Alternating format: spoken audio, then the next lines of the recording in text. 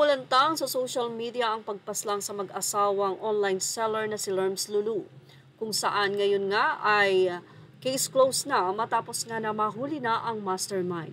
Pero bago pa yan, maraming ibinahagi ang kapatid nitong si Lerms na hindi napagod mag-post sa social media upang makamit ang hustisya ng kanyang kapatid at bayaw na si Leslie Lulu Manabat.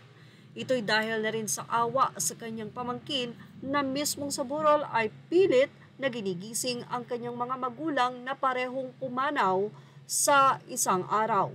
Durog na durog ang puso ng mga netizen habang nakikita ang bata. At narito ang ilan sa mga posts ni Leslie. May last suffer ka pa na bigla na lang si ate na nagpadala ka ng lechon belly at dahil mabait si ate, ang sagot niya sakto gagawin namin ang birthday ni mama ngayon at tumang-tuwa pa ang ate ko, binida ka pa niya. At narito pa ang ilang comment ng mga netizen. Say nila, kapatid ni Lerma Lulu na si Leslie Lulu Manabat, pinost ang convo nila ng mastermind sa pagpatay sa kanyang ate. Nagchat pa siya noong October 5 ng umaga at tinatanong kung saan ang burol nila Lerma Lulu at Arvin. Lulu, nagpadala pa daw ito ng lechon sa mga huling sandali ni Lerma Lulu. Grabe talaga, nakakakilabot ang pangyayaring ito. Full post, di ko kinaya yung nag-follow at nakikibalita pa at pumunta pa sa burol ang masaklap, kumari ka pa. Ba't di ka na lang nakiusap yung binayad nyo doon sa gunman? Sana binawas nyo na lang sana yon sa mga utang nyo. Kahit pa magdusa kayong lahat, makulong ng habang buhay, kulang na kulang pa yon ang parusa sa inyo. Ganun na ba kainggit, di ka na nakontento sa kung anong meron ka? Ang bait ng ate ko sa'yo, ganun-ganun lang kadali sa'yo na ipapaslang na di mo man inisip yung consequences. Walang bulok na di sisingaw. Sa nasabi nga pong pagpaslang, bago ang naganap na pagpaslang, ay may mga post pa itong si Lerms Lulu. October 4, sinigang na ulo at pata ng baboy for lunch, kain po tayo. So, October 5, kung di tayo nagkakamali, nangyari ang nasabing pamambaslang. October 2 ay nag-post pa si Lerms Lulu about sa marunong magbayad ng utang.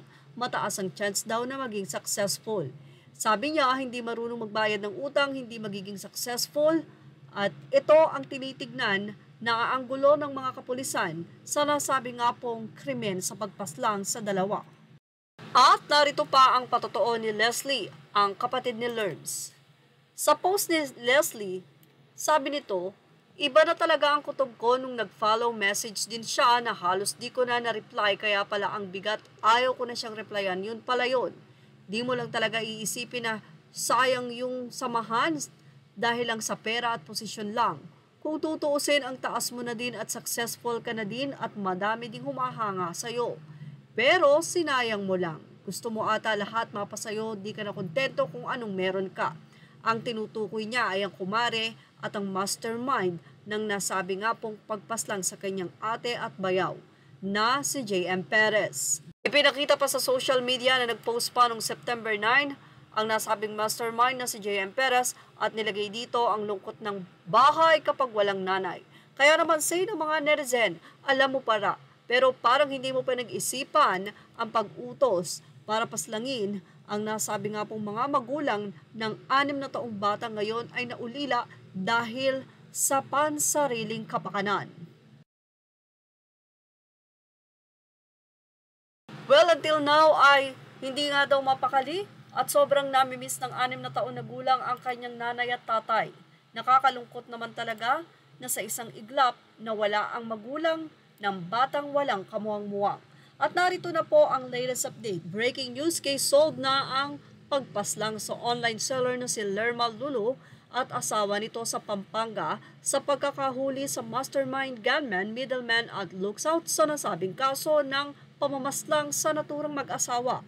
Isang highly organized group umano ang binayaran ng mastermind na nasawata ng Police Regional Office 3 PRO3 sa pangunguna ni Regional Director PB Jan Redrico Maranan. Utang na 13 million pesos at kompetisyon sa negosyo ang nakikitang anggulo sa pagpaslang dahil ang naturang mastermind ay isa rin palang online seller, CEO at asawa na pinagkautangan ng 13 million Pinapaslang ng kaibigan, kumare, kumpare, kapwa online seller.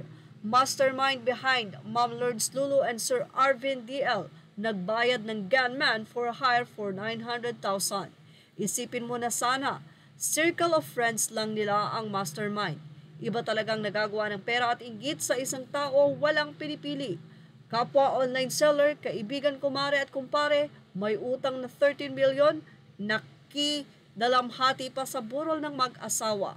No words. Thank you for watching. Images are all credit to the rightful owners. Please like, share, and subscribe.